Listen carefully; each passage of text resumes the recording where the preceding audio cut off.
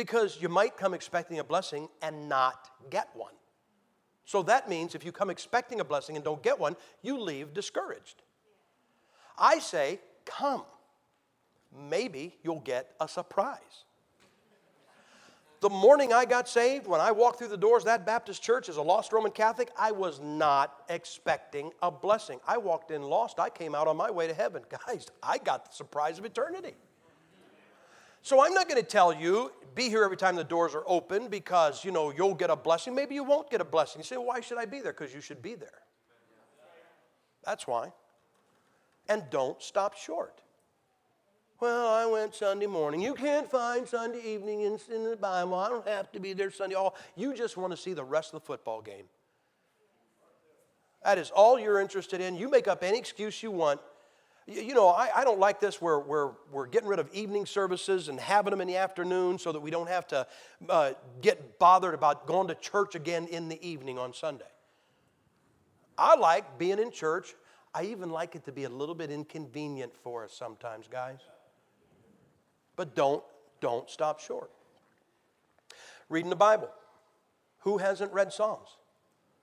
Who hasn't had grief? Who hasn't had woe? Who hasn't had fear? Who hasn't had some crisis in their life?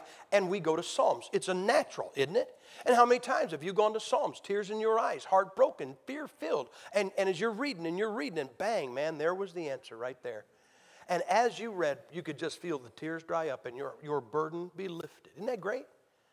Guys, I think you ought to read Psalms, but please don't just read Psalms. The same God that inspired Psalms inspired Chronicles. Didn't he? Oh, come up to me. Listen, can I tell you something? I didn't write the Bible. I know you know that, but I'm the guy you give the excuse for not reading it, so I figured you must think I wrote it. Well, I just can't say those names. Say the names. I just say the names. How do you know you're saying them right? I don't. But you don't know I'm saying them wrong. I figure if I'm saying them wrong, I give God a laugh. I'll bet you when I read Chronicles, he just about falls off his throne. I'll bet you I've been reading through Chronicles. I mean, when I'm reading those names, somewhere up in heaven, I hear somebody say Gesundheit. And I can hear God. He's probably up there going, whoa, whoa, whoa, hey, Mike, Gabe, come here. Listen to this. I never wanted that name to sound like that. I was preaching in Hawaii not long ago. And Hawaii, their alphabet has like 3 vowels and 3 consonants and 800 vowels. Everything is haka-laka, hookah-hookah, kuka-luka, haka-laka-laka. I told them, I said, you guys got no excuse whatsoever for not saying them names. You can say them names. When I got saved, you know what this guy, I didn't have a Bible, and the guy told me I got this Bible, King James Bible. And he said, start reading in the Gospel of John. There was no Bible in our home. I remember searching desperately one night when I was 19 years old because somebody was going to kill me that night. Somebody was going to kill me that night. It was me.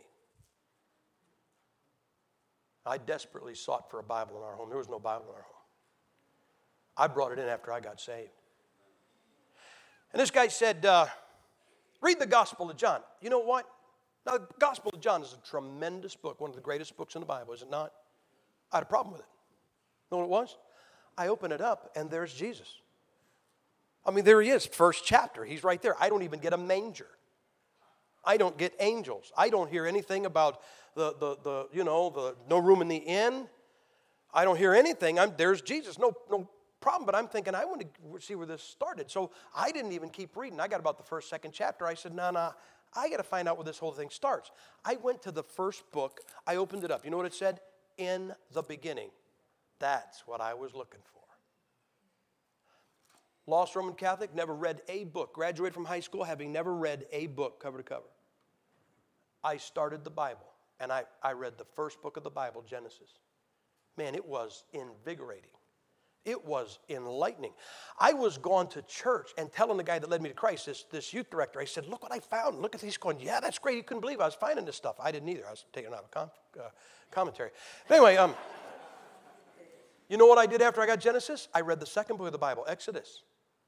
Well, now, that's exciting, stick turns to a snake, and the guy puts his hand in here, comes out with leprosy, puts it back in, it's okay. Water turns to blood, Red Sea parts, that's okay, but I kept on reading.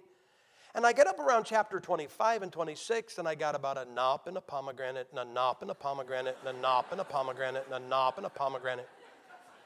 And you young people won't understand this at all. You older ones will, but it was like the needle was stuck. Knop and a pomegranate, knop and a pomegranate, knop and a pomegranate, knop and a pomegranate.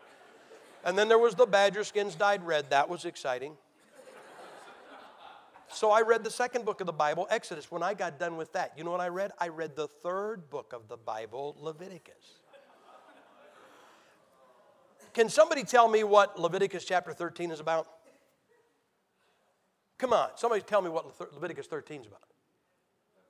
Leprosy, thank you. I can tell you're a crowd of Bible readers.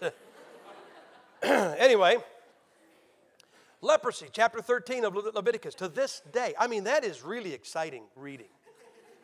You know, you go into, you know, if you are prone to have cold sores, really, think about this. If you were a Jew and you were prone to have cold sores, you spent a lot of time locked up for 7 days.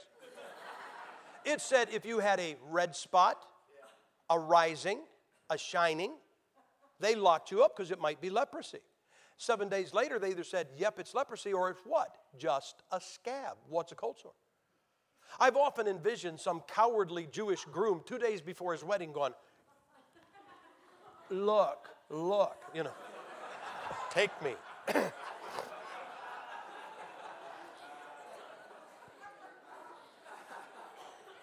I was telling somebody today, our boys are spread all over the states. We got 3 boys, and they're in 3 different time zones. And to this day, I'll be talking to one of them on the phone, and they'll say this, well, tomorrow I get leprosy. You know what that means? That means in their daily Bible reading, tomorrow they're going to read Leviticus chapter 13. But you say, well, aren't you glad when you get done with? Oh, yeah, I'm so glad when I get done reading chapter 13 about leprosy, so I can get to chapter 14 about leprosy in the walls of a house. And that one's always more personal because I've had some pastors put me up in that house. I've been in some places that I wanted to jump in boiling water after I left. Not your pastor's basement, don't worry. But I've been in some places you don't want to touch the walls. You know what it's like to be sound asleep and have a gecko chase a cockroach across you in the middle of the night? I've had it happen. I don't care how sound you sleep, that will bring you straight up. And I always tell people, you got to learn things about yourself you never knew. When that happened, I learned 2 things about myself that night. You know what it was? I didn't know I could hit a note that high and hold it that long.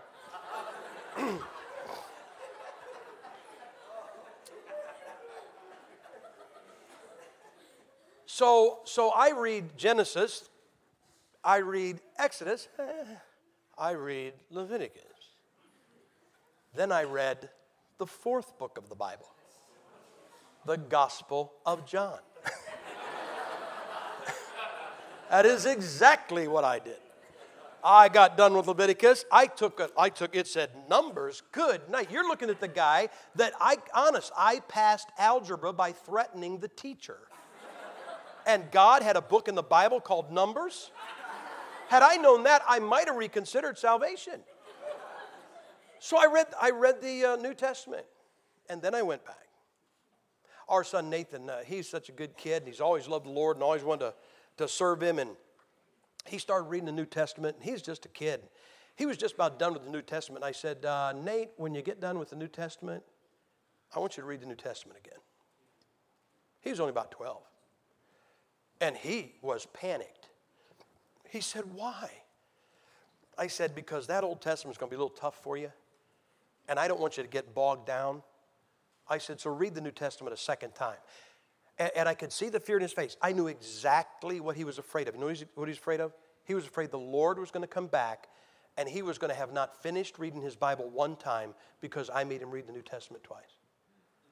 I said, Nate, if the Lord comes back before you get through your Bible one time because I made you read the New Testament twice, I will stand for you at the judgment. I'll take it. He felt better. He started reading real slow. Anyway. And he read the New Testament a second time, and then he read through the Old Testament. And the other day I was talking to him, and he said, Dad, I just finished my 50th time through the Bible. Hey, guys,